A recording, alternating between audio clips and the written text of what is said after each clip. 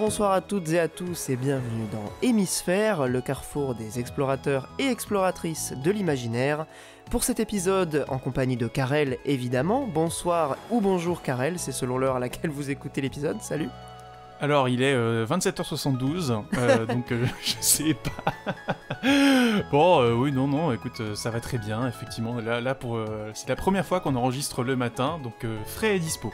Bah écoute, oui, moi j'ai souvent le cerveau un petit peu plus actif jusqu'à midi 13h, donc je pense que c'est plutôt une bonne chose.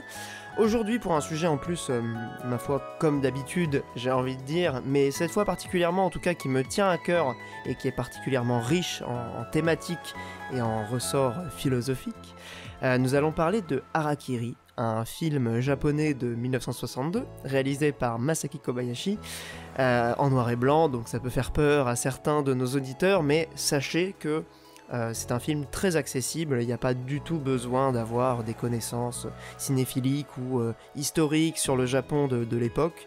C'est un film qui est toujours très pertinent aujourd'hui, qui reste aussi très agréable à regarder, hein, on peut le dire de manière très simple, il y a une tension, il y a une science du rythme, c'est pas un film japonais comme on peut se les imaginer, parfois un peu longué, un peu chiant, qui vont faire durer les plans pendant 40 secondes.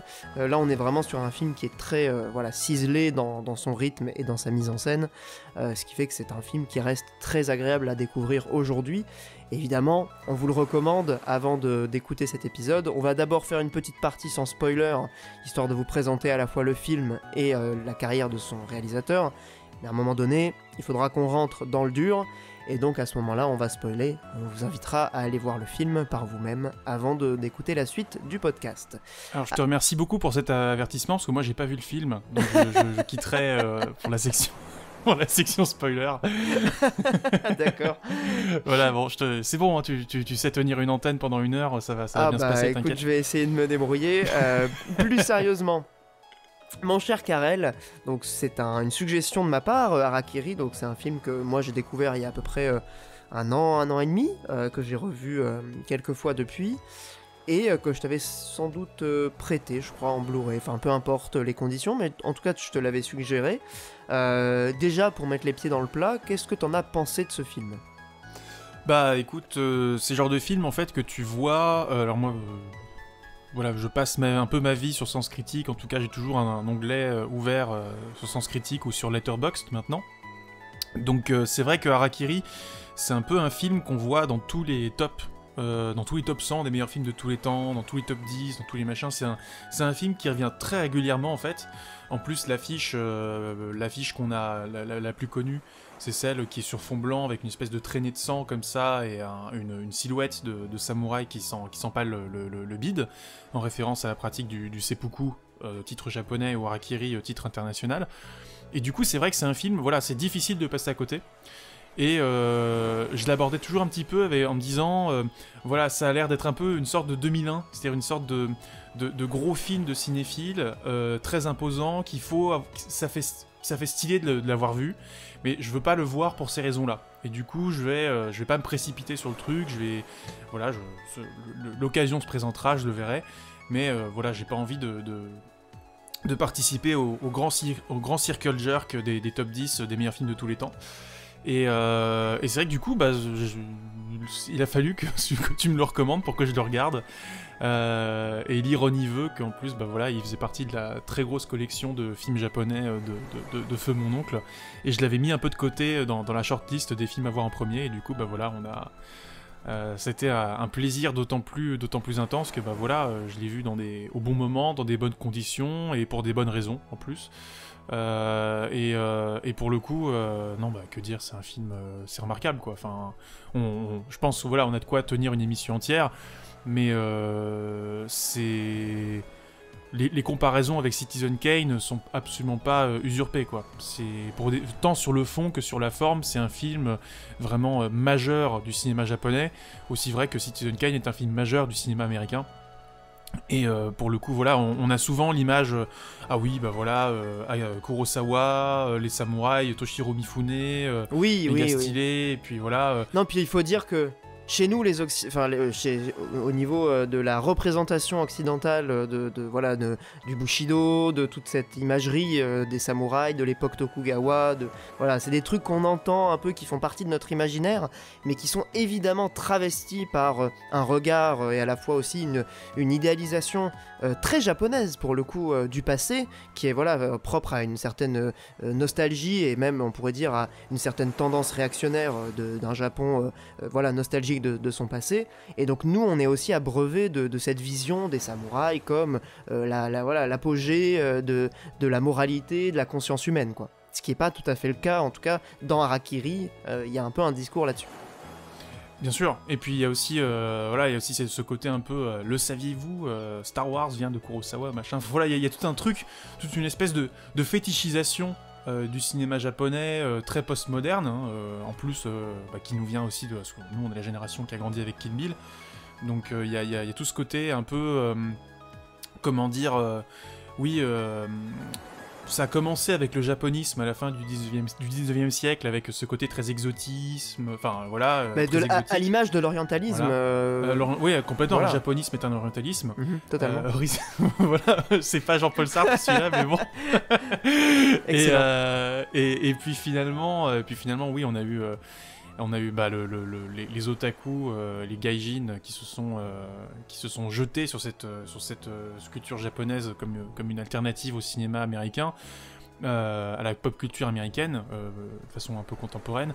Et du coup, voilà, ça fait qu'il y a souvent une fétichisation, une surfétichisation de ce cinéma-là qui peut lui faire dire l'inverse de ce qu'il a à dire. Et c'est précisément l'enjeu de Harakiri, en tout cas du traitement qu'on va faire du film aujourd'hui. Totalement, c'est bien de le préciser mon cher Karel, donc je suis très content de t'entendre dire ces précisions d'entrée de jeu, puisque voilà, l'idée aujourd'hui ça va être de rentrer dans l'art et d'essayer de parler du film pour ce qu'il a à proposer et non pas pour cette image qu'il a. Donc voilà, l'idée aussi, la comparaison avec 2001, moi mon objectif avec mon introduction pour essayer de rassurer les gens, c'était justement de pas faire peur à des gens qui pourraient se dire que mon Dieu c'est un film intimidant. Je le trouve à titre personnel beaucoup moins intimidant que 2001, puisque la comparaison est souvent faite dans les top 10. Je le trouve vraiment... Ou même à grandes fresques japonaises comparables, tu vois, enfin à ampleur comparable. Ouais. Typiquement, moi je le trouve beaucoup plus abordable qu'un 7 samouraï. Bah oui, déjà c'est plus court, et puis c'est moins éclaté, il y a moins de personnages, c'est un film qui est beaucoup plus resserré dans ses enjeux, dans son aspect intimiste aussi. On le doit notamment au scénariste Hashimoto qui a vraiment été très investi dans ce projet, on y reviendra plus tard évidemment, mais voilà, on va d'abord peut-être parler un petit peu du réalisateur de Harakiri. Et des réseaux sociaux peut-être avant. Ah oui, merci, putain, mais je suis toujours à ce comment dire, cet imbécile. T'inquiète, vas-y, c'est ton moment, vas-y. C'est mon moment. Donc, avant de commencer, pour les gens qui ne le sauraient pas, vous pouvez nous retrouver sur Twitter, @hémisphèrecast. Vous pouvez également nous retrouver sur notre serveur Discord, donc qui est un espace de discussion avec différents salons totalement bien organisés par notre ami Karel, le saviez-vous. Et pour nous écouter, c'est plutôt facile en fait. Vous avez Spotify qui est un peu, j'ai l'impression, devenu la plateforme principale. Vous avez aussi les autres plateformes de streaming d'écoute type Deezer. Tous les flux RSS, donc toutes les applications de podcast, on est dessus. On est également sur YouTube via ma chaîne personnelle, donc Olbius. Et je crois que c'est à peu près tout. Apple Podcast évidemment fait partie du lot, mais de toute façon vous nous trouverez assez facilement en tapant Hémisphère Podcast sur votre application préférée. Voilà. N'hésitez pas à vous abonner, puis également à mettre les petites étoiles là où elles peuvent être mises en tout cas. Tout à fait, parce que c'est malheureusement le lot de notre époque. Sans référencement, pas de découverte du podcast, et finalement on reste un peu dans un entre-soi qui serait dommage de cultiver. Au contraire, nous on essaie de partager au maximum, d'être le plus ouvert possible à de nouvelles personnes. Et voilà, c'était aussi l'intention avec Hémisphère quand on l'a créé. Très bien, donc Harakiri de Masaki Kobayashi, c'est parti, cap sur ce monument du cinéma japonais.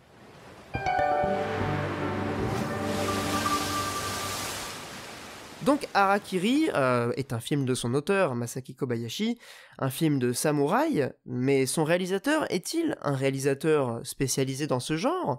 On pourrait se le demander, puisque c'est quand même devenu un des films donc, qu'on appelle Shambara, les films de sabre japonais, qui s'inscrit dans toute cette logique de films d'époque très connue, même en Occident. Donc Kobayashi, ayant réalisé un des représentants les plus célèbres de ce genre, est-il un spécialiste de ce genre, mon cher Karel ? On serait tenté de dire oui, parce que les films par lesquels on le connaît en Occident, c'est essentiellement ces Jidaigeki, donc ce sont ces films d'époque, c'est-à-dire la trilogie, en gros, les 3 plus gros films qui sont Harakiri, Kwaidan et Rébellion, qui sont ceux qui ont vraiment eu une exploitation... une bonne exploitation en Occident, mais ce serait oublier tous les films qu'il a fait avant, en fait, et plus largement son parcours qui est assez atypique, pour ne pas dire totalement contrarié. Le mec est né en 1916, il a grandi, passionné de cinéma et de littérature fantastique, notamment fan de Lafcadio Hearn, qui est un professeur de langue à l'université de Todai, si je dis pas de bêtises. Un poète anglais, un poète anglais, voilà, qui s'est expatrié, qui est arrivé au Japon, qui s'est installé, le premier des otaku, hein. Le premier des weebs, le premier des wannabes, voilà. En gros, oui, c'est un personnage qui est habité par une passion pour le cinéma. Malheureusement, ça va être fauché, tué dans l'œuf par la Seconde Guerre mondiale, qui va garder en lui comme l'expérience de tout le mal dont l'homme est capable, dont l'homme est capable, une espèce d'acmé de tout ce que l'humanité a pu avoir de pire. Il va être fait prisonnier par les Américains dans une base, et finalement, à la sortie de la Seconde Guerre mondiale, il arrive déjà sur ses 30 piges, finalement, le retour au cinéma va se faire par la petite porte, et là où d'autres réalisateurs, beaucoup plus... toute la génération suivante était déjà prête à arriver, en fait, et du coup, il va revenir tout en bas de l'échelle, être assistant réalisateur pour d'autres personnes, et puis finalement, il va pouvoir enfin réaliser son premier film en 52, donc vraiment pas tout de suite, hein, La jeunesse du fils, et puis ensuite, il va enchaîner à une cadence effrénée. Il va faire 8 films en 3 ans. Ouais, c'est monstrueux. Qui sont essentiellement des drames sociaux contemporains. Et on va dire que son œuvre va vraiment prendre corps en 57 avec Rivière Noire, qui est un film, un drame social célinien qui se déroule dans une sorte de bidonville à côté d'une base militaire américaine, avec une musique jazzy assez incroyable d'ailleurs au passage. Enfin voilà, je vous le recommande, Rivière Noire, c'est très très bien. Et c'est le film sur lequel il va rencontrer Tatsuya Nakadai, qui va être donc un peu son Toshiro Mifune à lui, c'est-à-dire c'est un peu son acteur fétiche. Qui ne va pas quitter jusqu'à la fin de sa vie, hein. Ça c'est quand même exactement. Incroyable. C'est vraiment son acteur fétiche, hein, vraiment c'est son visage, et ce côté acteur limite persona dans la fiction va trouver son illustration la plus forte dans La condition de l'homme, qui est une trilogie que j'ai pas eu le temps de voir pour cet épisode, donc peut-être que tu peux nous en parler un peu rapidement. C'est un projet complètement dingue, qui est presque, même encore aujourd'hui, impressionnant techniquement parlant, alors que bon, c'est un film en noir et blanc de la fin des années 50, hein, donc c'est pas non plus Avatar le truc, hein, mais il y a vraiment un aspect technique impressionnant. Donc déjà pour ça, c'est un film qui reste assez fou, donc par l'ampleur, par l'ambition aussi de réalisation qu'il y avait derrière, mais aussi pour des raisons plus personnelles. Donc c'est l'adaptation d'un roman qui raconte l'histoire du romancier. C'est un roman en quelque sorte autobiographique qui parle d'une expérience de la guerre, de quelqu'un qui était plutôt pacifiste, qui se retrouve enrôlé dans la guerre de Mandchourie par l'armée japonaise au moment où la guerre totale est en train de vraiment s'emparer du pays. Et donc, en fait, en découvrant ce roman, Kobayashi s'y est aussi un peu reconnu, sans pour autant avoir calqué totalement son expérience. Il y a énormément d'éléments qui lui ont rappelé sa propre expérience de la Mandchourie, puisque lui aussi avait été mobilisé là-bas. Et donc, il décide de faire cette adaptation du roman, qui est un roman fleuve, hein, vraiment plusieurs parties. Et donc, pour rendre honneur aussi à cette fresque romanesque, il fait un film complètement dingue de 9h30, divisé en 3 parties pour l'exploitation en salle, et qui aujourd'hui encore est présenté sous ces 3 parties-là, qui en plus sont assez bien conçues d'un point de vue cinématographique, puisque chaque partie est vraiment un angle, il y a vraiment des distinctions importantes. On n'a pas l'impression de voir un découpage un peu à l'arrache. Donc ça peut être vu sous la forme de 3 films un peu espacés dans le temps. Il n'y a pas besoin de se farcir les 9 heures d'un coup. Mais bref, La Condition de l'homme, c'est probablement considéré comme son chef-d'œuvre, ou en tout cas son œuvre la plus ambitieuse. Et c'est le cas, hein. Moi je trouve que c'est un film absolument remarquable, et qui... étonnamment, on pourrait croire, mais en réalité pas tant que ça, est vraiment un film de son auteur d'un point de vue thématique, puisqu'il y a énormément de choses de La Condition de l'homme qu'on va retrouver ensuite dans son film suivant, qui est Harakiri. Voilà. Et justement, là, c'est pas Harakiri qui va vraiment percer à l'international, parce qu'on aurait eu Rashomon 10 ans avant, également La Porte de l'Enfer, qui aurait été décoré à Cannes. Donc on arrive à un moment où voilà, il y a une espèce de maturité, d'alignement des planètes, voilà, autour de sa carrière, et on arrive à Harakiri, qui va être son premier Jidaigeki, son premier film d'époque. Et en fait, finalement, on en revient à tout ce qu'on disait depuis le début, c'est que finalement, il va être connu avant tout pour ses Jidaigeki, mais alors qu'en fait, il se traîne déjà une bonne grosse dizaine de films qui sont plutôt des drames sociaux contemporains. Mais qui sont aussi un peu des films de commande, hein, il faut le dire. Bien sûr. Parce mais c'est la Shochiku, hein, c'est un des films de studio, avec tout le style propre au studio, etc. Là où en face, t'as avec Kurosawa à la Toho. Et lui, voilà, il marche dans les pas de Keisuke Kinoshita. Voilà, j'ai retrouvé le nom du réalisateur qui lui servait un petit peu de mentor à l'époque, qui avait d'ailleurs été, je crois, co-scénariste sur ses premiers films pour un peu lui mettre le pied à l'étrier. Mais voilà, donc tout ça pour dire, pour resserrer un petit peu, que voilà, il y a une maturité qui est assez, qui est très courte. Harakiri, Kwaidan, qui est son premier film en couleur, et Rébellion en 67. Et donc 62, 64, 67, et en fait Kwaidan va être un énorme échec. En plus c'est un film qui va coûter très très cher. Il va être obligé de vendre sa maison pour pouvoir financer le projet.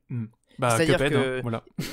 Pour pouvoir continuer à tourner au quotidien, donc imaginez-vous un tournage de film, le matin il arrive, il n'y a pas de quoi payer les gens. Donc à chaque fois il était obligé d'injecter de son propre argent pour pouvoir continuer à tourner, jusqu'au point où il a vendu sa maison pour pouvoir finir le film. Et malgré un succès critique assez unanime, hein, le film est globalement très bien reçu au niveau de la critique, il ne récolte pas énormément d'argent au niveau du box-office, et donc ça va être pour les studios, ça va être la preuve qu'il ne sait pas gérer un budget, qu'il ne sait pas juger de la performance potentielle commerciale d'un film, et donc ça va lui griller en quelque sorte sa carrière de studio pour la suite, quoi, malheureusement. À plus forte raison que en face, t'as Kurosawa qui se casse les dents sur Dodescaden, un peu de la même manière, et en fait on arrive à un moment de crise du cinéma des grands studios japonais à ce moment-là. Et ce qui fait que Rébellion, son film en 67, va être un film de commande produit par Toshiro Mifune, qui venait de se friter avec Kurosawa après Barberousse. Toshiro Mifune, acteur extrêmement célèbre du cinéma japonais de l'époque, qui a joué dans Les 7 Samouraïs, dans Rashomon et dans plein d'autres films. Le Cary Grant en kimono, voilà. Voilà, on va dire ça. Et qui voilà, en fait, a fait un peu une Tom Cruise, c'est-à-dire un film produit pour lui-même, avec lui en personnage principal, etc. Et du coup, voilà, même Rébellion, c'est un film qui est déjà, malgré son titre, un film de compromis à pas mal de niveaux. Et finalement, voilà, on va voir en 68 Pavane pour un homme épuisé. Tout est dans le titre, hein, je pense. Et à la suite de ça, malheureusement, Kobayashi va essentiellement travailler à la télévision. Il va faire Fossil plus tard, dans les années 70 ou 80, j'ai plus la date. 75.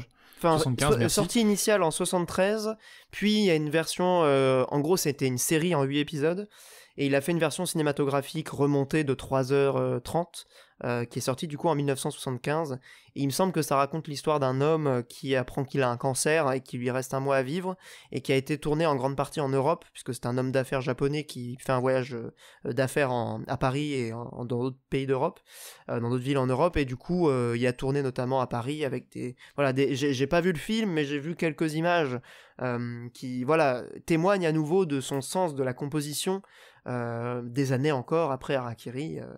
Donc à ce niveau-là, son talent est resté intact, on pourrait le dire, même si la vie a fait qu'il n'était plus en odeur de sainteté, et donc il n'a pas pu probablement assouvir tous ses désirs de metteur en scène. Il va quand même faire un dernier doigt d'honneur au système en 83 avec le procès de Tokyo.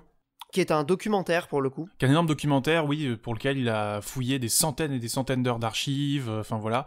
Et c'est un énorme film, il dure 277 minutes, donc c'est vraiment un très gros machin, une fois encore. Mais voilà, qui règle ses comptes avec toute l'hypocrisie de la paix. De la Seconde Guerre mondiale déjà au Japon, de la façon dont les Japonais se sont comportés avec leurs propres citoyens et avec les autres pays déjà, voilà, toutes les exactions du régime japonais, mais aussi toute l'hypocrisie de la conduite japonaise pendant la guerre froide, qui est devenue une base militaire pour les Américains afin de mener les conflits au Vietnam par exemple.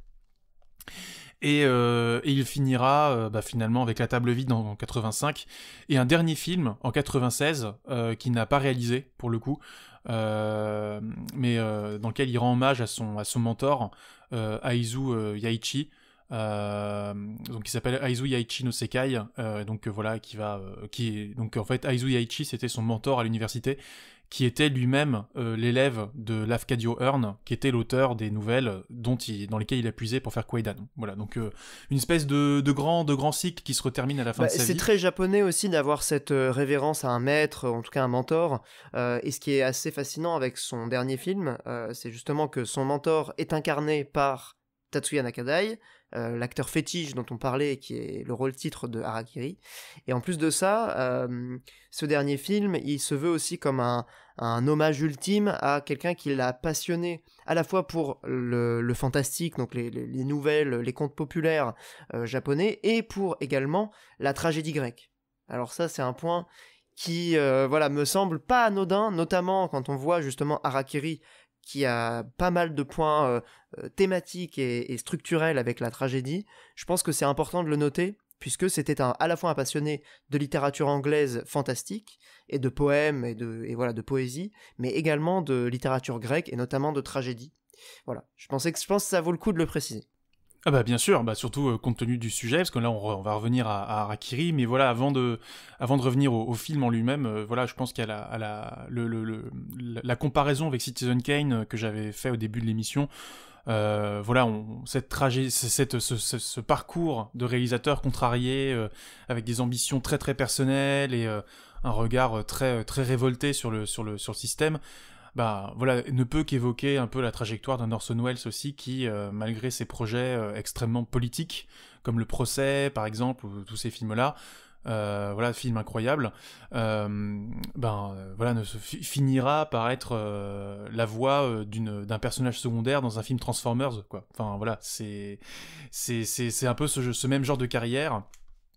Mais sans doute bien plus contrarié que celle d'Orson Welles encore, mais c'est ce qui donne à ces films disons un côté très amer aussi. Voilà, ce sont des films très très amers, très acides, très caustiques, aussi bien dans leur humour que dans leur gestion de la dramaturgie, et tout ça on va le retrouver dans Harakiri, que ce soit dans le même, je pense que l'illustration la plus parlante, c'est le fameux rire de Tsugumo, du protagoniste, qui est une espèce de rire, on sait pas si... Enfin, c'est la troll face ultime, quoi. Mais en même temps, c'est une espèce de troll face sans sucre. Exactement. On va dire ça comme ça. Trollface acide. Et d'ailleurs, Tatsuya Nakadai l'affirme dans beaucoup d'interviews. Pour lui, Harakiri, c'est vraiment le rôle dans lequel il est le meilleur. En tout cas, c'est le film qu'il préfère parmi toute sa carrière. Donc c'est quand même notable. Il a eu une sacrée carrière, aussi bien du côté du Jidaideki, donc les films d'époque, notamment les films de samouraï, donc les Shambara, mais aussi dans tout le reste de sa carrière. Donc Harakiri a vraiment cette saveur pour lui, et ça se ressent même dans son intensité d'acting dans le film. Mais pour revenir quand même à Harakiri et passer maintenant à l'analyse du film, je te propose, Karel, puisque voilà, j'ai l'impression d'avoir un peu monopolisé la parole sur pas mal de points. Bah attends, c'est moi qui viens de te faire un tunnel sur la vie du gars quand même. C'est vrai, donc, alors oui, alors il y a un point quand même qu'on doit mentionner sur Ouais, vas-y. la biographie. Comme tu l'écrivais, et on en a discuté en off, la biographie de Masaki Kobayashi va vraiment avoir une importance dans ces thématiques. Donc, comme tu le disais, le biographique nourrit le thématique.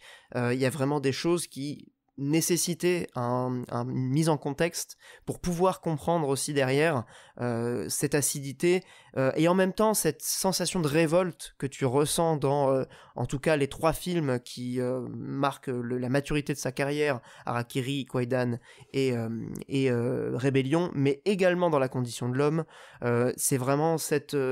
moi, il y a un truc très camusien, je trouve, dans son cinéma qui, à la fois, est très lucide sur les hypocrisies et sur la nature du pouvoir et la corruption qu'elle induit, et en même temps qui a quelque chose de vraiment émancipateur dans ce besoin de révolte qu'il appelle de ses voeux, et en tout cas, moi, ça me touche énormément pour ces 2 raisons-là. C'est à la fois très lucide et très révolté. Bon, c'est, voilà, ça me parle, ça tape dans le sweet spot, comme on pourrait dire, en tout cas pour moi. Donc Harakiri, je vais présenter le film du coup.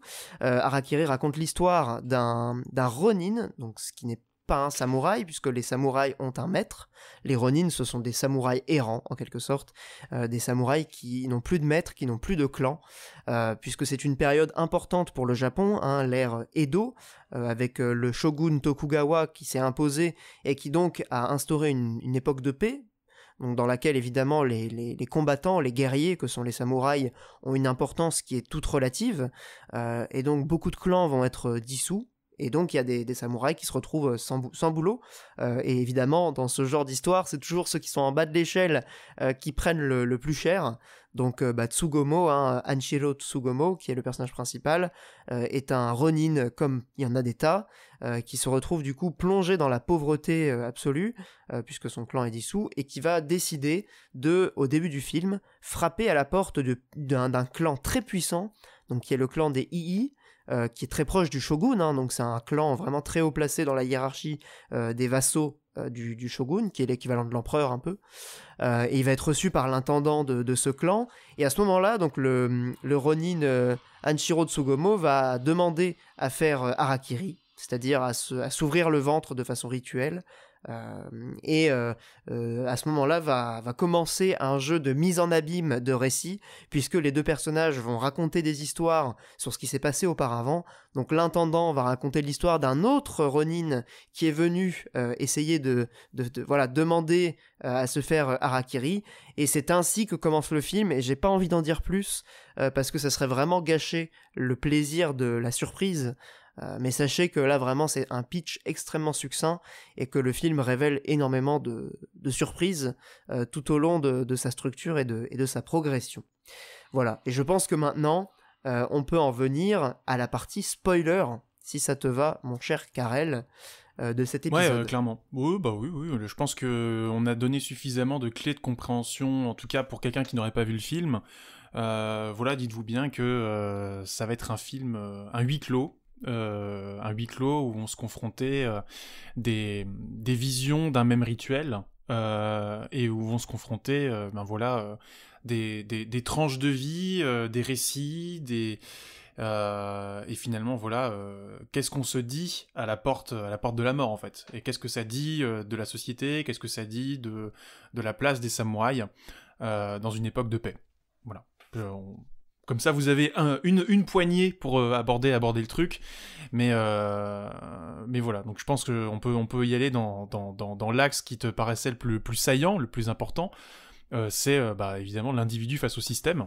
Totalement. Alors du coup, maintenant qu'on est entre gens qui ont vu ce film incroyable qu'est Harakiri, vous avez normalement à peu près compris le propos du film, qui est relativement limpide, je trouve, contrairement à plein de films japonais de cette époque qui ont parfois une tendance à enrober, même chez Kurosawa avec même Rashomon ou quoi, hein, on est moins, c'est moins direct que chez Kobayashi. Là, il y a vraiment une science de la mise en abîme, de la mise en scène, puisque donc Tsugomo en fait était le beau-père de ce fameux Shijiwara qui était venu se faire harakiri, mais qui demandait en réalité l'aumône, hein, puisqu'il voulait pas vraiment mourir, le pauvre.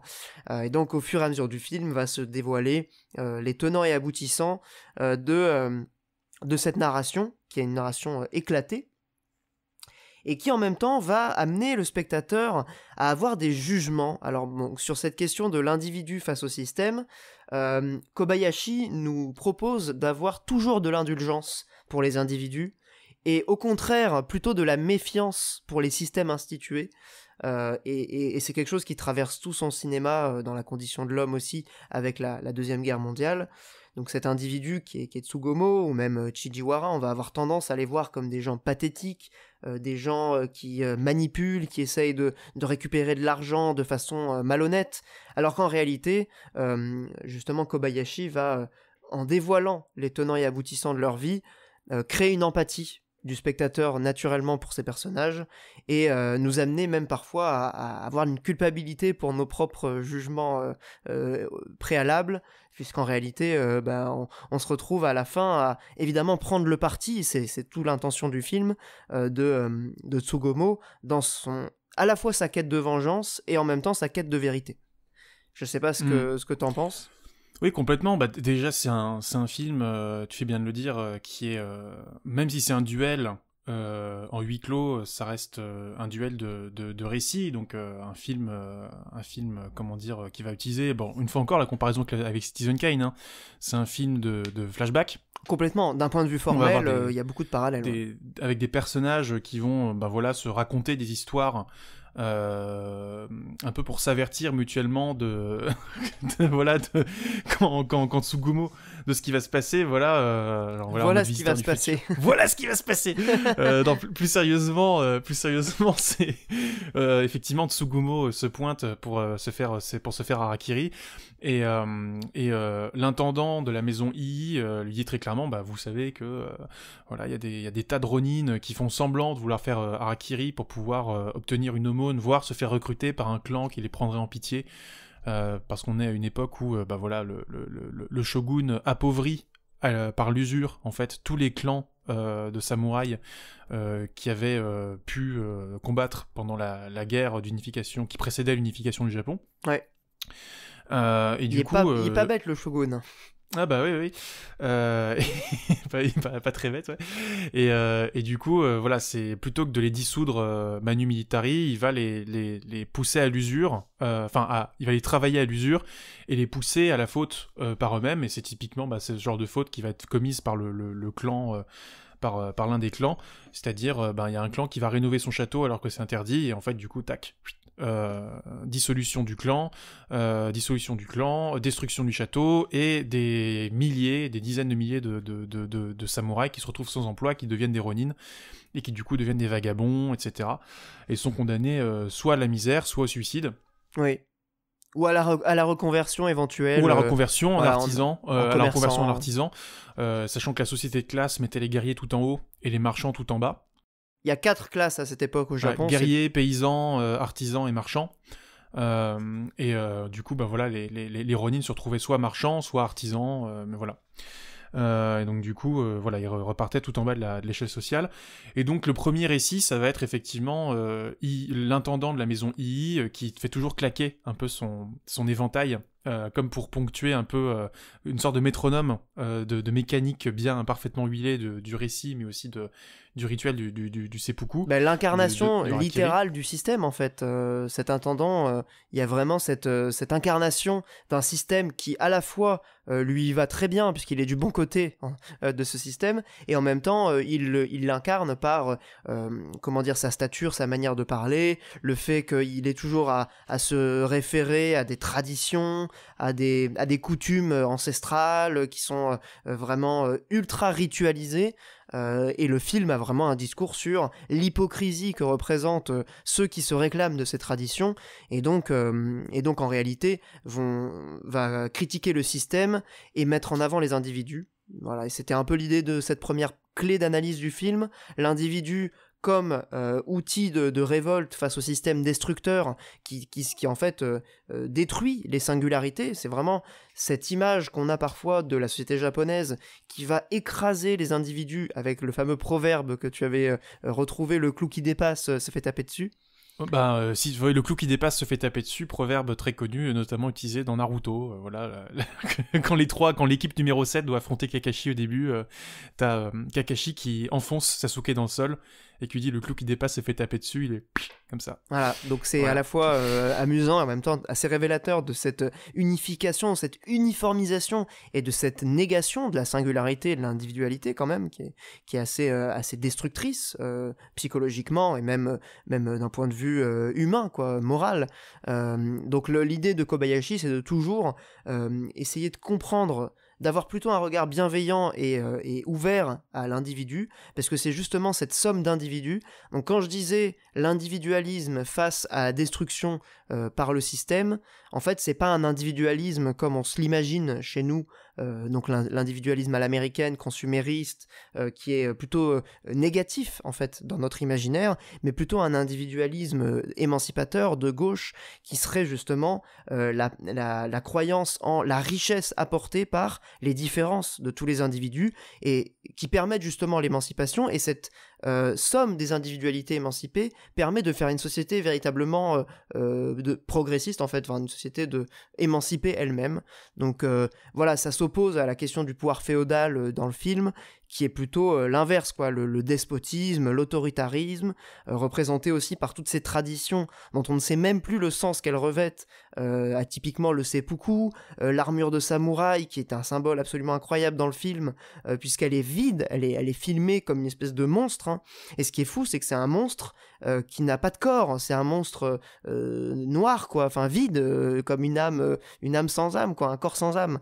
Il y a vraiment quelque chose de la symbolique aussi qui est très fort dans Harakiri, et moi je trouve que ça ne fait que renforcer la puissance évocatrice du film.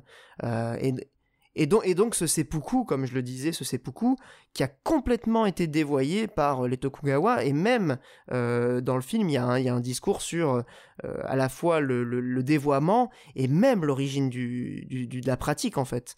Et là je te laisse poursuivre, parce que c'est vrai que la pratique du seppuku, ça nous paraît complètement dingue pour nous occidentaux. Ça n'est pas une sanction qui est imposée aux gens, hein. C'est bien ça, Karen. Oui, c'est-à-dire que Tokugawa fait régner la paix non pas par un altruisme finalement, mais beaucoup plus par une espèce de fixation de tout. Il n'y a plus rien qui bouge, il n'y a plus rien qui... plus rien ne bouge, il n'y a plus de mouvement en fait. C'est une société où tout est statique, tout est figé. Et dès l'introduction du film, on voit cette armure vide, et d'ailleurs l'armure qui referme le film aussi.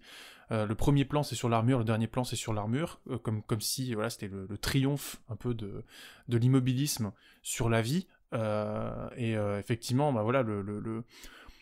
tout, même à l'image, tu vas voir une surgéométrisation de l'espace, avec tout est carré, tout est enfermé dans des cases, avec les portes coulissantes, les poutres qui soulignent des lignes de fuite, mais qui interdisent en même temps tout horizon possible. Il n'y a pas d'horizon, il n'y a pas de ligne d'horizon dans le film, tout est fermé. Ce côté huis clos, il se ressent vachement dans l'ambiance formelle, quoi.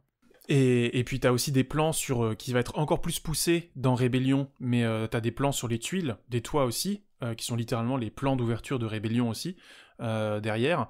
Et donc c'est vraiment un film qui utilise l'espace pour raconter ce qui est l'impossibilité de l'extériorisation de l'individualité et du sentiment en fait. C'est vraiment quelque chose il n'y a plus de place pour le sentiment, il n'y a plus de place pour la spontanéité, il n'y a plus de place pour... Et je pense que c'est ça que tu voulais dire aussi sur l'individualité, c'est que c'est une individualité qui n'est pas... qui est certes affirmation d'un désir, mais qui est avant tout individualité du sentiment, comme revendication totalement d'une du sentiment humain, vraiment dans cette logique humaniste, quoi. Et pour le coup, on en arrive justement au seppuku. C'est que le seppuku à l'origine était une pratique issue d'une défaite au combat, donc c'était clairement quelque chose de guerrier, vraiment dans un contexte de guerre avec des batailles régulières entre différents clans, etc. L'ère Sengoku, qui précède l'unification du Japon, c'est une ère de guerre civile, quoi. Faut vraiment la prendre comme ça. Vous en avez une illustration rigolote je dis bien rigolote, dans Sengoku Basara, par exemple, où c'est vraiment le chaos, c'est le bordel, mais traité sous un angle un peu plus cartoon, mais ça vous donne un peu une idée de la complexité de tous les clans qu'il y avait, les clans, des sous-clans, des sous-sous-clans, etc. D'ailleurs, vous l'avez un petit peu dans Kagemusha aussi. Voilà, autre film de Kurosawa, celui-là. C'est ça, donc en fait, le seppuku à l'origine, c'est une sorte de... pour ne pas souiller le nom du maître, un samouraï défait va se faire un seppuku rapide, soit avec un tanto, donc qui est un sabre court, soit un wakizashi, qui est un sabre très très court, voilà, qui est un sabre incurvé, un peu comme le katana, qui est le sabre long. Une sorte de dague, katana sous forme de dague, ouais. C'est ça. Pour les gens qui ont joué à Elden Ring, on peut se battre avec cette arme. D'accord. Parce que dans Elden Ring, il y a des samouraïs. Ah, ok, d'accord. Oui. J'ai toujours pas fait Elden Ring. On peut commencer avec un samouraï dans Elden Ring. Et donc du coup, c'est pour ça que vous avez toujours deux sabres. Vous avez un sabre long qui est le katana et le sabre court qui est soit le tanto, soit le wakizashi, pardon, qui est censé servir uniquement à la base au seppuku. Vraiment, c'est un peu une sorte de memento mori perpétuel qu'on porte sur soi. Et ensuite, donc typiquement, tu vas avoir le seppuku comme pratique de préservation de l'honneur, donc sur champ de bataille, mais aussi de préservation de l'honneur quand, par exemple, il y a une inadéquation entre un ordre qui t'est donné et les valeurs que tu veux défendre. C'est-à-dire que plutôt que de vivre dans la contradiction avec les ordres qui te sont donnés, donc vivre dans le déshonneur, tu vas te faire seppuku pour montrer ta désapprobation. Comme une sorte d'immolation, en quelque sorte, un sacrifice qui, par ce simple sacrifice, est une révolte, et donc qui est un appel à la reconsidération des ordres qui sont donnés. Et donc c'est un peu cette fois-ci, c'est plus une pratique un peu à la Antigone, c'est-à-dire tu vas servir de fusible pour démontrer les contradictions d'un système, mais toi-même, en préservant ton honneur, c'est-à-dire toi, tu plutôt mourir que de vivre dans la contradiction, et donc dans le déshonneur, en fait. Et donc c'est une démarche qui va se faire de bas en haut, de manière générale. Là où à l'inverse, à partir de Tokugawa, on va voir, ça va être une procédure imposée du haut vers le bas, avec cette idée que ça devient une sanction imposée par le seigneur à ses vassaux. Alors une sanction est à la fois un privilège. Ça reste un privilège de la classe guerrière des samouraïs, mais comme tu le disais, ça devient quelque chose de sursophistiqué, de ritualisé, et donc de géré par les puissants. On perd cet aspect individuel de révolte, et on en vient à quelque chose de descendant, vraiment de bas en haut, quoi, de top-down, très vertical, depuis le pouvoir jusqu'aux vassaux, en fait, les plus bas de l'échelle. Donc il y a quelque chose de vraiment d'inversion de la dynamique, comme tu le disais. C'est-à-dire qu'en fait, il peut toujours être pratiqué en solitaire. C'est ce qu'on voit d'ailleurs dans le film, avec Jinai, qui est l'ami de Tsugumo dans le second flashback, qui se fait seppuku après la dissolution de son clan. Donc il peut être fait en solitaire, mais il peut être aussi fait avec un assistant, auquel cas là, il y a tout un rituel de bain, des vêtements, etc. Et puis l'assistant qui va... un carré blanc, voilà. Le carré blanc peut se faire aussi en solitaire, mais l'assistant va généralement couper la tête. À partir d'une fois que le ventre est ouvert, pour abréger les souffrances de la personne qui fait son harakiri, son seppuku, on lui coupe la tête. De manière générale même, voilà, le seppuku comme on va dire comme châtiment, c'est plutôt on condamne le samouraï à mort, et le samouraï a le privilège de pouvoir se faire seppuku pour, même dans la mort, affirmer sa supériorité morale sur les autres castes de la société, là où les autres castes sont condamnés à des châtiments corporels longs, douloureux, déshonorants justement, où le corps est dégradé par, je sais pas, écartelé par des chevaux, enfin voilà, vous avez tous les délires, on connaît bien les bails. Un peu moyenâgeux. Et en fait, dans ce cas de figure, l'assistant pouvait même décapiter sur le champ, dès que la lame pénètre le corps, décapiter sur le champ pour abréger les souffrances si jamais il y a une forme de compassion. Voilà, de compassion, de tempérance là-dessus, en disant c'est bon, voilà, il a assez souffert, on expédie le truc et next.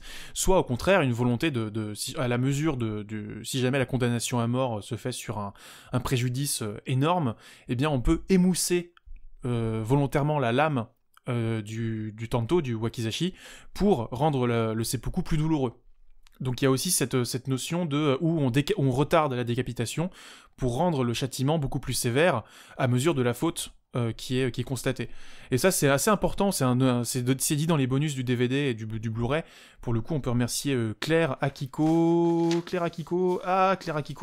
j'ai plus son nom là sous les yeux. Qui est une spécialiste de l'histoire Claire japonaise. Akiko Brisset, voilà, qui est une spécialiste exactement, et qui explique bien tout ça. Et on n'a pas besoin de savoir tout ça pour apprécier le film, mais effectivement, ça montre toute la cruauté du système qui va se déchaîner sur Shijiwara,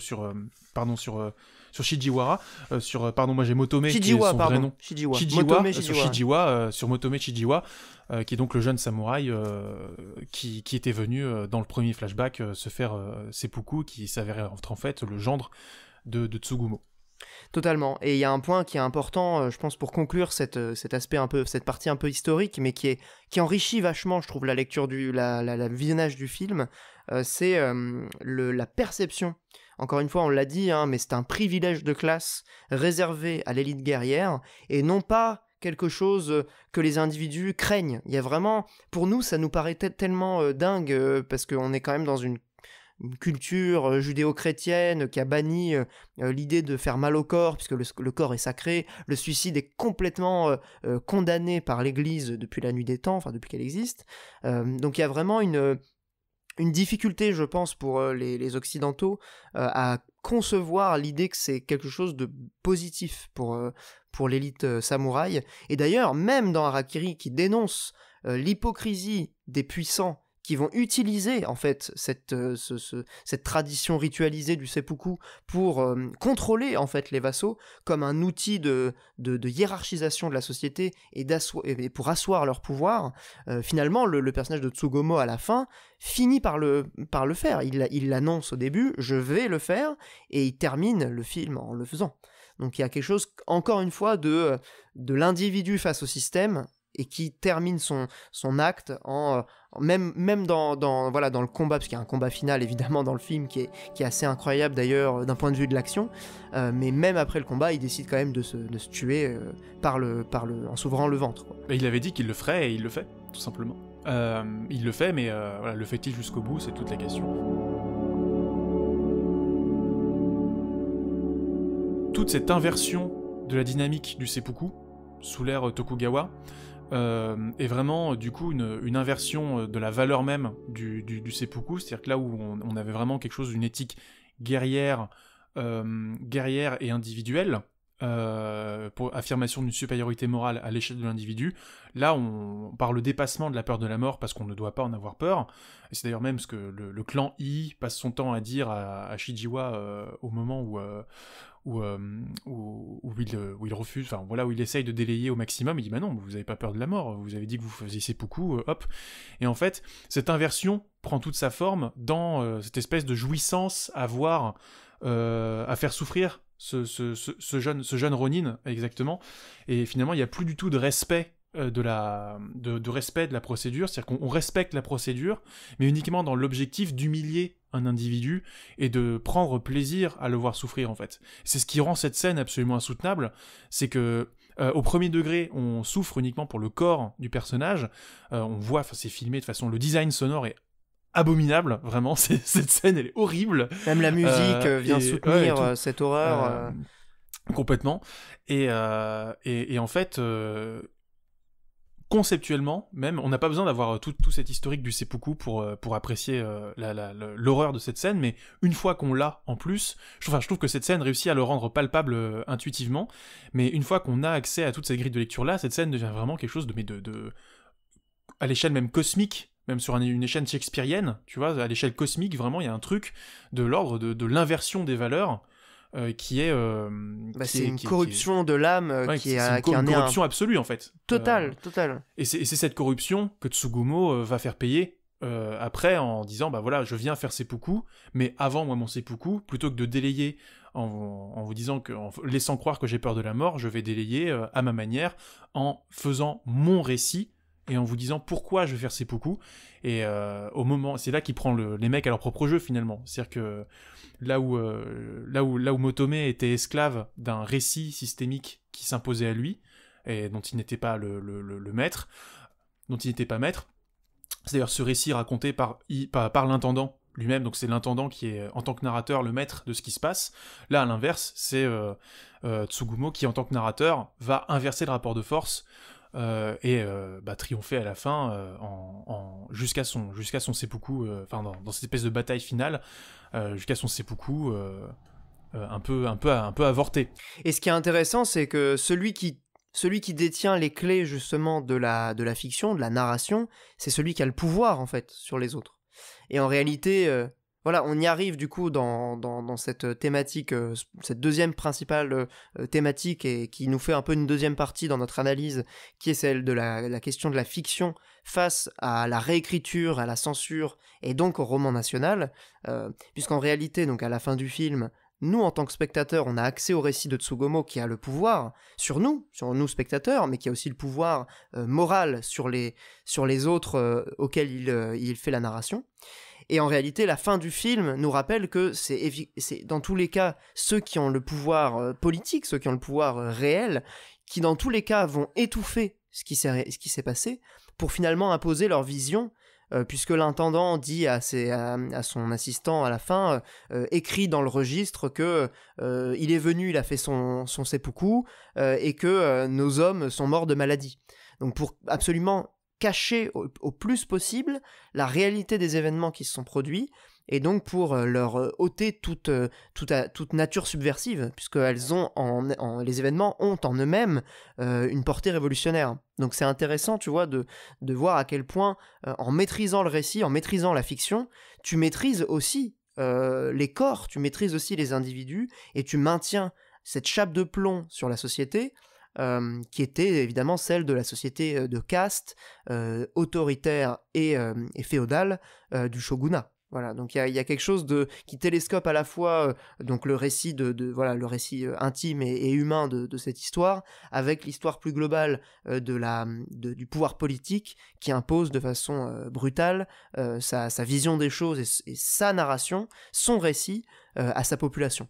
Donc c'est quelque chose qui est vraiment très puissant dans le film et qui montre aussi que la fiction peut être un outil d'insurrection vis-à-vis de cette histoire officielle. Et de manière générale, on peut le dire, Kobayashi ayant été lui-même soumis à cette histoire officielle par le biais de la Deuxième Guerre mondiale, qui était l'apogée, d'ailleurs il l'a décrit comme l'apogée du mal humain, c'est quelque chose qui est intéressant puisque lui-même a été soumis à cette vision colonisatrice et totalement barbare de l'État japonais dans un nationalisme fou, qui a conduit aux exactions qu'on connaît, notamment en Mandchourie, mais aussi dans toutes les zones de guerre où ils étaient présents, quoi. Donc il y a quelque chose de commun en fait dans ces films-là de Masaki Kobayashi qui je pense mérite d'être analysé par le prisme de son auteur, plus qu'uniquement par le prisme de l'œuvre en elle-même, puisqu'il y a vraiment des ponts à faire entre les films, en tout cas pour ceux que moi je connais, de ce réalisateur qui est un peu moins connu évidemment que Akira Kurosawa, mais qui n'en est pas moins intéressant et talentueux. Et c'est pour ça justement qu'on s'est donné la peine de faire un rappel biographique aussi long au début du numéro, pour pouvoir justement expliciter au maximum toutes les clés de lecture qu'on a pu vous donner jusqu'à maintenant, parce qu'effectivement quand il parle de Tsugumo, en fait il parle de lui, quoi. Quand il donne Nakadai joue Tsugumo, mais Nakadai jouait déjà le soldat de la condition de l'homme. Et je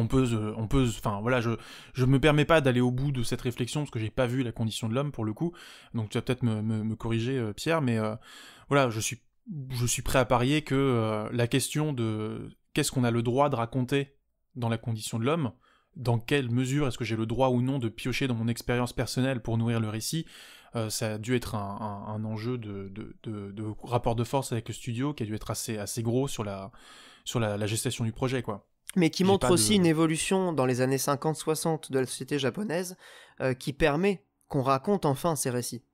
puisque ces récits ils étaient totalement étouffés par justement à la fois la machine de guerre de l'armée entre 1939 et même avant et 1945. Et même après, il y a toute une période où il y a encore de la censure, où on n'a pas tout à fait le droit de raconter, où certains récits n'ont pas le droit d'exister. Et en fait, quand il fait La condition de l'homme, c'est aussi, je pense, d'un point de vue sociétal, le témoin qu'il y a une page qui est en train de se tourner pour le Japon. Et donc, c'est important aussi, je pense, d'avoir accès à ces récits-là pour la société et les citoyens, pour montrer qu'il y a quelque chose qui est en mouvement, quoi. Donc, voilà. Et puis c'est ce que disait même Christophe Gans dans le bonus du film, c'est que Harakiri, il parle... Certes, c'est un film historique, mais c'est un film qui parle de sa société contemporaine, en fait, aussi. Ah bah, il le décrit, Masaki Kobayashi le décrit comme son film le plus contemporain. Donc, si tu veux, voilà, je pense que tout est dit. Par le biais de la fiction, enfin, l'art te permet de prendre, on va dire, la tangente sur une réalité contemporaine et de pouvoir livrer peut-être une satire ou un pamphlet beaucoup plus violent, en passant entre les gouttes en se disant bah non, c'est un film d'époque, c'est bon, ça parle pas d'aujourd'hui. En fait, bah si. Et justement, il y a un auteur qu'on n'a pas encore cité ou qu'on a simplement évoqué au départ, mais qui est essentiel dans Harakiri, c'est Shinobu Hashimoto, qui a donc écrit le scénario du film et qui s'est totalement mis au service de cette vision de Kobayashi pour livrer probablement l'une de ses meilleures œuvres. C'est un scénariste extrêmement connu, il a fait le scénario de Rashomon, de Rébellion, des 7 samouraïs, il y en a plein d'autres, hein. C'est vraiment un scénariste prolifique et extrêmement réputé du cinéma japonais, et pour ce cas-là donc de Harakiri, il se met totalement au service de la vision de Kobayashi, et va aussi dans sa structure de cette question de, à travers la mise en abîme des récits et la nécessité d'aborder justement la réalité par de multiples points de vue, il va condamner le système et le roman national, qui est une vision univoque et totalement unilatérale de l'histoire, pour la nourrir des individualités et des points de vue différents. Et c'est pour ça aussi, je trouve que Hashimoto, voilà, il est étudié dans les écoles de scénario et tout. C'est pas pour rien. C'est aussi parce que il y a une science du flashback, il y a une science du rythme qui va se mettre au service de la thématique. Et ça, c'est quelque chose de vraiment brillant quand le fond et la forme finalement ne font plus qu'un pour livrer son intention. Et du coup, on peut dire que c'est le dernier coup de poignard dans... Vas-y, c'est ton moment, Pierre. Le fascisme de l'omniscience. Tout à fait. Ah bah oui, non mais clairement, non mais vraiment, bah oui. il dénonce cette vision unilatérale cette vision de la vérité comme une espèce de truc monolithique qui s'impose comme ça. Et justement, comme le disait Alain Damasio, la réalité se voit toujours de plusieurs corps, de plusieurs âmes, et on ne peut pas la réduire à une espèce de bloc, de monolithe noir de 2001 qui serait une espèce de truc fascinant. Mon Dieu, il faut la révérer. Ça, c'est la vision un peu religieuse, malheureusement, du truc. Moi, c'est pas mon avis, en tout cas.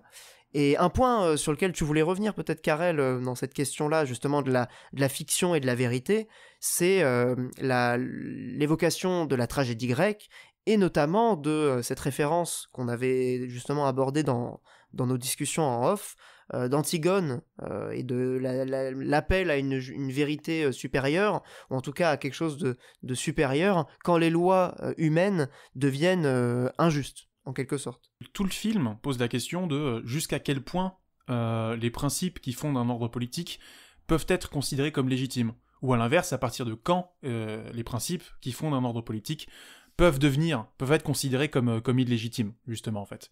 Et on a bien démontré précédemment que les valeurs du Bushido, telles qu'elles étaient comprises, telles qu'elles étaient en tout cas appliquées par le shogunat Tokugawa, allaient à l'encontre absolue de la façon, de la manière dont il était vécu par les samouraïs avant l'unification du Japon.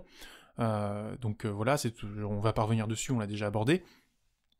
Mais il y a effectivement cette vision d'Antigone versus Créon, avec d'un côté un personnage, Antigone, c'est donc que Tsugumo qui sait quelque part, qui sait qu'il va mourir, typiquement, ce que dit Anouilh dans sa version d'Antigone, c'est voilà, Antigone, elle n'est pas encore Antigone, mais elle va le devenir justement au moment où la pièce va commencer.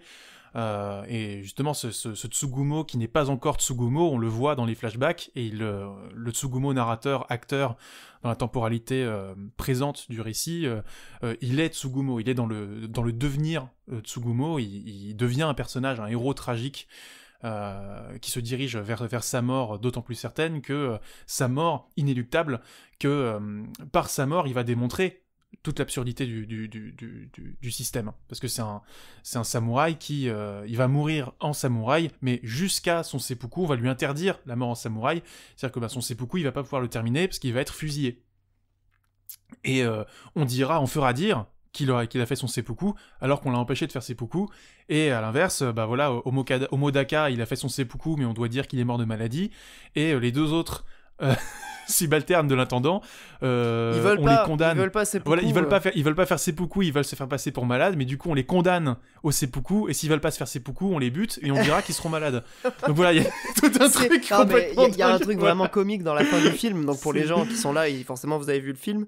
À un moment donné, l'intendant dit à son assistant d'aller chez les deux autres qui se sont fait déshonorer pour qu'ils se fassent eux-mêmes seppuku, et il lui dit: s'ils refusent de mourir, tue-les. Ah ouais, ça me tue, quoi. Voilà, c'est absurde. Et ils diront, comme tu dis, après ils diront qu'ils sont morts de maladie parce que il faut pas absolument. Enfin, c'est complètement dingue ce système devenu fou. Ne peux pas. C'est tout le côté très contemporain du film. Je ne laisserai pas dire qu'il y a eu des retards sur les mesures de confinement. Voilà. Voilà. Entre autres, je ne peux pas laisser dire qu'il existe quelque chose de mieux dans la vie que de travailler. Je ne peux pas laisser dire que, si vous regardez bien, il y a beaucoup de récits nationaux qui sont en train de s'écrire en ce moment autour de cette fameuse phrase. Je ne peux pas laisser dire que allumez vos radios le matin, vous verrez que c'est plutôt intéressant. Que la France n'a fait que des crimes contre l'humanité durant la colonisation. C'est un film, la déclassification des archives de la guerre d'Algérie, ça va être rigolo, tiens. C'est d'ailleurs pour ça qu'on les ajourne de plus en plus, tu remarques, en ce moment. Voilà. Mais parenthèse fermée. Mais oui, pour revenir à Antigone versus Créon, t'as vraiment cette idée que, là où Antigone, c'est la loi des dieux, et Créon, c'est la loi des hommes, là, t'as l'intendant, c'est la loi de Tokugawa, enfin, le Bushido, tel que l'entend Tokugawa, et Tsugumo, qui applique le Bushido tel que les principes en acte de la vie de samouraï, pas du tout des principes performatifs dans le but d'instaurer une terreur. Totalement, l'idée c'est vraiment c'est quelque chose de très moral en fait, c'est une espèce de maîtrise du corps, de maîtrise de soi et de maîtrise aussi supériorité morale, en réalité c'est comme ça que c'est conçu au départ dans la théorie.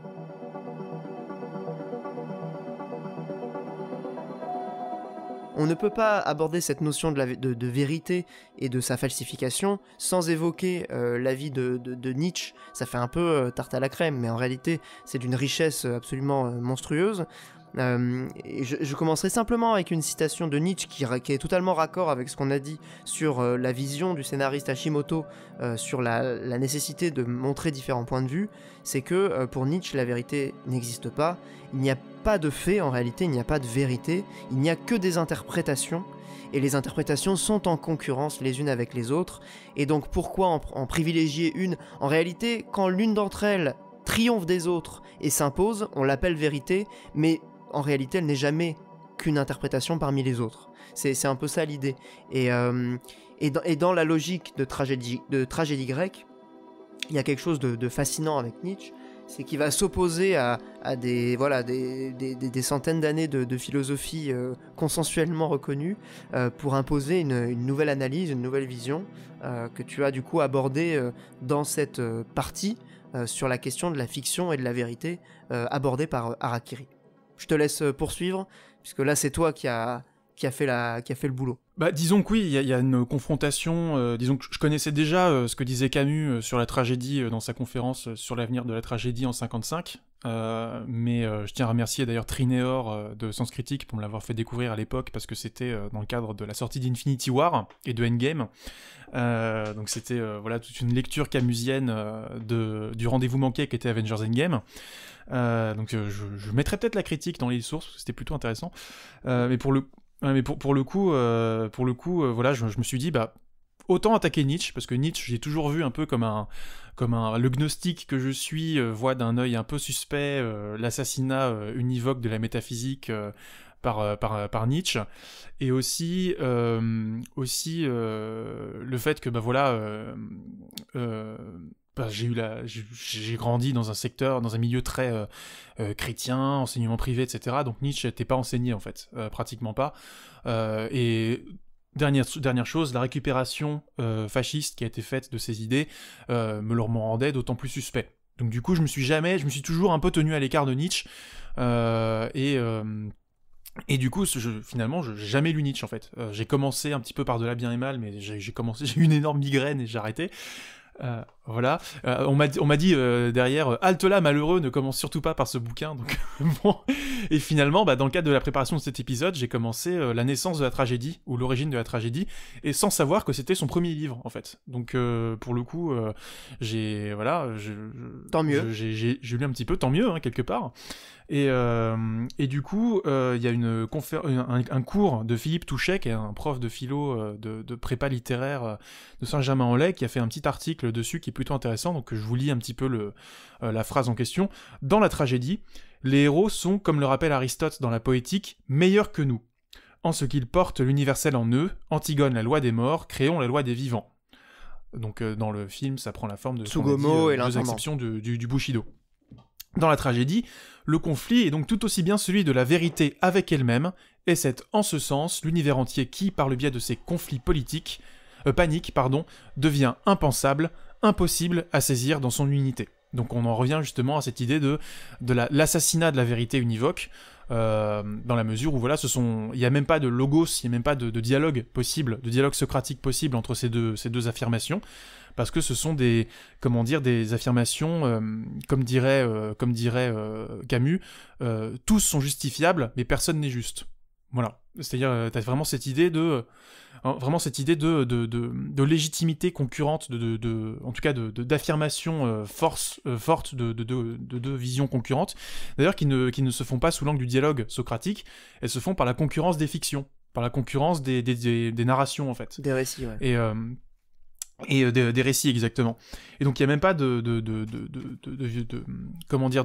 dialogue possible, et c'est d'autant plus, pour moi, cette lecture nietzschéenne fonctionne d'autant mieux que Nietzsche détestait Socrate, détestait le dialogue socratique, parce que pour lui c'était justement la négation de l'affirmation d'une valeur, la négation de l'affirmation de l'individualité, dans la mesure où, pour Nietzsche, le monde est un chaos, est un chaos où les volontés s'affirment les unes avec les autres, les oppositions forment le principe même de la vie, là où justement une lecture socratique consiste à dépasser ces oppositions pour cheminer vers un être qui serait supérieur, qui serait transcendant, un principe unitaire du vivant qui serait transcendant, et donc qui serait un arrière-monde, et donc voilà, serait finalement un affaiblissement et l'assassinat même de la tragédie. Pour Nietzsche. Et donc du coup cette vision-là est plutôt intéressante, parce que finalement les socratiques ont été des penseurs de l'unité, aussi bien sur le plan métaphysique que sur le plan politique. Et donc cette unité, on la voit sous l'angle dans le film totalement aliénante. Du clan des I, voilà. Du clan des I et de l'ordre Tokugawa. Et à l'inverse, cette affirmation de l'héroïsme tragique, tu la vois dans cette figure crépusculaire du samouraï qui veut faire prévaloir son récit, justement, envers et contre tout. Envers et contre tout. Et sa vie, en fait. Dans un état de sérénité absolue, en fait. Ouais, c'est ça qui est dingue. Il est au-dessus. En fait, il a vraiment, même dans son attitude corporelle, on le perçoit comme au-dessus, en fait. Mais... Et Philippe Fontaine parlait de sérénité, Heiterkeit, donc je suis pas germaniste, donc peut-être que j'ai mal prononcé le truc, mais en gros c'est une sérénité que Nietzsche louait chez les héros homériques, en fait. Parce qu'ils embrassent complètement leur destin, ils embrassent complètement leur devenir, en fait, et la fatalité, et c'est ce qui fait leur force, ce qui fait leur noblesse, et c'est ce qui fait leur gravité, c'est ce qui fait leur portée universelle en fait. Là où la philosophie va assassiner complètement cette lecture tragique de l'histoire et de l'individualité, et finalement condamner, mettre à mort Sophocle quoi en fait. Mais du coup, ce qui est intéressant, c'est que dans le film, Tsugomo est véritablement un héros vitaliste au sens nietzschéen, puisqu'il affirme justement la pérennité et la persistance de la vie par-delà la mort de l'organisme. Il y a quelque chose de... Par le fait que jusqu'au bout, au final, il le fait, son seppuku, il affirme la pérennité de la vie et la supériorité morale du vitalisme sur l'écrasement totalement arbitraire et autoritaire par les Tokugawa et le clan Dei. C'est vraiment fascinant, Harakiri, les portes d'entrée, les clés de lecture qui peut amener, on pourrait encore en parler pendant 3 heures, quoi. C'est d'une richesse folle. Et cette affirmation de la volonté, tout ce qui tourne autour de la volonté, lexicalement parlant, dans le japonais, ça tourne autour du ventre. Oui, c'est vrai que le ventre est le siège de la conscience voilà. Et de l'âme. C'est-à-dire que le seppuku, c'est le nom littéraire, le nom écrit, le nom formel de la pratique, mais le harakiri, c'est la pratique, c'est le référent oral, c'est le mot oral, c'est l'oralité par laquelle on désigne l'acte, mais l'acte, c'est vraiment seppuku. Mais le harakiri, ça désigne quoi ? C'est dans harakiri, il y a hara, qui est le ventre, et donc littéralement, avoir un grand ventre, par exemple, là, bon, c'est le moment Wikipédia, mais avoir un grand ventre, c'est avoir un grand cœur. Chez nous, on parle de cœur, parler à cœur ouvert. Au Japon, on parle de à ventre ouvert. Les entrailles, quoi, lire dans les entrailles. Voilà, il y a tout un truc de quand on lit dans les entrailles, on lit dans les pensées. Donc il y a quelque chose de très viscéral, mais au sens propre du terme. Littéral, ouais. Littéral de la notion de viscère, en fait, il y a cette idée de mettre à nu son ventre, étaler ses intestins sur le sol, c'est exprimer le fond de sa pensée, exprimer le fond de sa volonté, et c'est l'affirmation ultime de la volonté d'un guerrier sur les contradictions que le système ou que les ordres hiérarchiques voudraient lui imposer. Et donc c'est l'affirmation d'une individualité par rapport aux contradictions pour justement s'extraire aux contradictions. En fait, la limite nietzschéenne vient dans l'idée de on revient, enfin il y a tout cet animisme, etc. Donc ça trouve aussi ses limites, ce parallèle-là. Mais t'as quand même cette idée de triomphe de la volonté. Attention à cette expression, je veux pas lui faire dire ce qu'elle veut pas dire, mais voilà, de triomphe de la volonté sur un système figé en fait. De la vie sur l'immobilisme de l'armure de samouraï qui est la mort en fait, il y a rien dedans. C'est l'inverse de la vie. Et c'est ça en fait, c'est l'inverse de la vie, et c'est ça, c'est que c'est un corps qui va saigner face à une armure qui est vide, qui a pas de corps dedans en fait. Donc symboliquement, c'est d'une puissance magistrale, enfin vraiment. Et voilà, pour le coup, c'est ce qui permet de boucler un peu tout le truc. Et désolé si j'ai été un peu vite. Pas de problème, non, c'était très clair. Il y a des spécialistes de Nietzsche qui vont venir taper en commentaire, mais n'hésitez pas à le faire, vraiment. Moi, je serais ravi de découvrir Nietzsche par ce film. Pour le coup, je suis très très heureux. Petit clin d'œil à Clément qui pourra peut-être nous éclairer dans les commentaires. Clément Drapeau, l'attaque des Titans chez Sœurs d'édition, n'hésitez pas. Oui, c'est vrai. Voilà, mais ouais, donc il y a vraiment cette affirmation de la supériorité de la tragédie, du récit tragique, sur la négation de la tragédie, qui est le récit ordonné, qui est à la fois le récit conforme aux valeurs Tokugawa, mais aussi une sorte de résignation, ce que Motome enseigne aux gamins d'ailleurs, le confucianisme de la résignation, etc. De triomphe de l'héroïsme tragique sur le dogme de la résignation confucianiste, sur laquelle Tokugawa assoit son pouvoir. Qui profite toujours aux puissants au final. Qui profite aux puissants, et triomphe de la tragédie qu'est le film sur le récit national qui sera consigné dans le petit carnet à la fin du film. Voilà, ce jour-là, il faisait beau, il faisait chaud, il a fait son harakiri, point barre, next, terminé quoi. Et donc on en revient à cette idée que la fiction peut être une insurrection ultime face à l'ordre établi quoi. Très bien, c'est une belle conclusion mon cher Karel, je pense qu'on peut terminer là-dessus. Je te propose qu'on passe au reco. Tout à fait, pas de problème. Eh ben on passe au reco.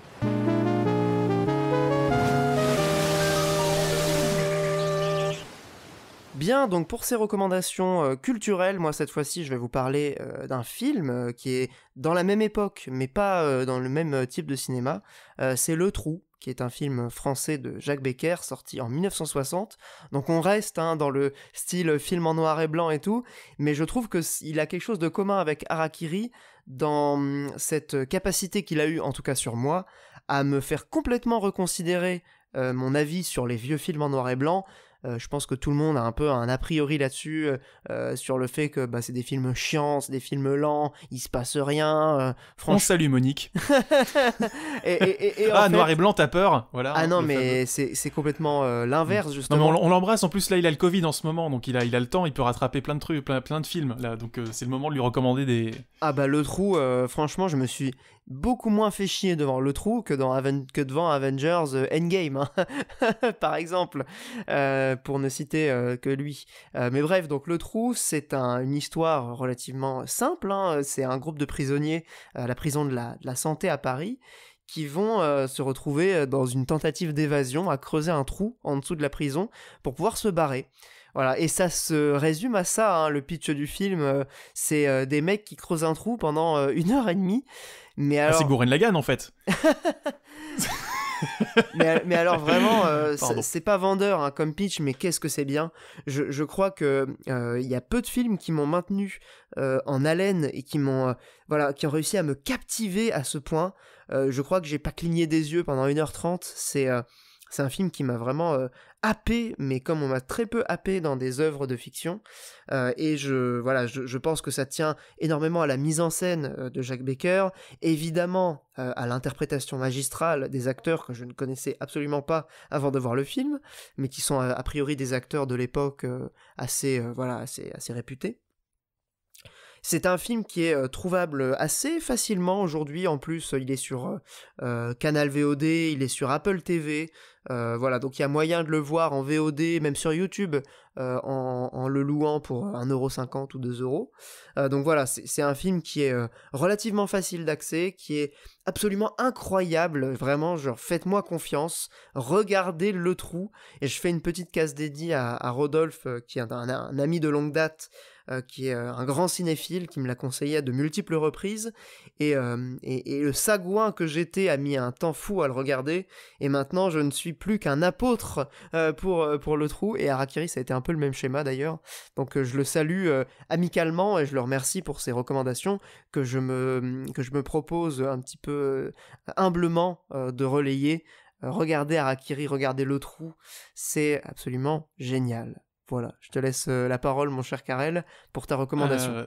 Alors toi, du coup, t'as choisi ta reco, mais moi toujours pas, donc je vais aller vite. Ou tu peux en faire deux, vas-y. Voilà, non, mais vraiment, tu vois sur le conducteur là sous les yeux qu'il y en a plus de deux malheureusement. Donc je vais vraiment aller très très vite. Viteuf, Marc Rebillet, la funk de Marc Rebillet sur YouTube. Je suis devenu complètement accro à ça. J'adorais déjà Marc Rebillet avant, mais bon, il s'est fait connaître en France depuis qu'il a insulté Macron. Mais il gagnait déjà de base à être connu, hein, Marc Rebillet. Moi j'adore ce mec. Pour le coup, voilà, j'arrive à travailler parfois, je me laisse embarquer par ces grands streams de funk improvisés.